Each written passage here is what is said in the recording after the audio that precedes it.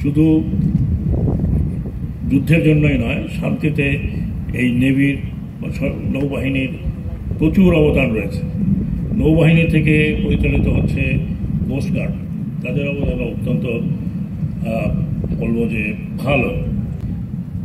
আপনাদের স্যাক্রিফাইস অতীত, বর্তমান এবং ভবিষ্যৎ বলবে আমাদের সমুদ্র সীমা কতখানি অক্ষত থাকবে।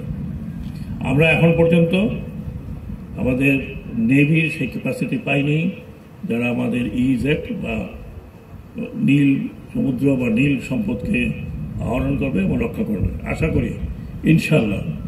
দুটি মাত্র সাবমেরিন হয়েছে, আরও বেশ কিছু সাবমেরিন যুক্ত হওয়া দরকার। যদি হয় তাহলে এই নেভি আমাদের ছোট হলেও খুব কার্যকর হবে। সেই জন্য আমি আশা করি আমাদের বর্তমান সরকার, অন্তর্বর্তীকালীন সরকার, যদিও অন্তর্বর্তীকালীন সরকারের সময় খুব কম, তারপরে আমরা একটা বুনিয়াদ রেখে যেতে পারব। আপনারা জানেন যে দক্ষিণাঞ্চলে আমি যেখানে দাঁড়িয়ে আছি এটা পায়রা বন্দরের একটা অংশ। এই পায়রা বন্দরটি দক্ষিণাঞ্চল দক্ষিণ পশ্চিমাঞ্চলের জন্য অত্যন্ত গুরুত্বপূর্ণ একটি স্থাপনা।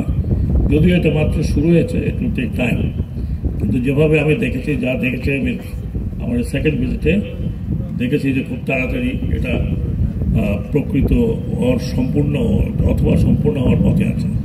তাই যদি হয় তাহলে আমাদের দেশে 3টি বন্দর, সমুদ্র বন্দর হবে, এবং এই 3টি সমুদ্র বন্দর রক্ষা করার কাজে আমি নেভিকে সংযুক্ত করার চেষ্টা করছি।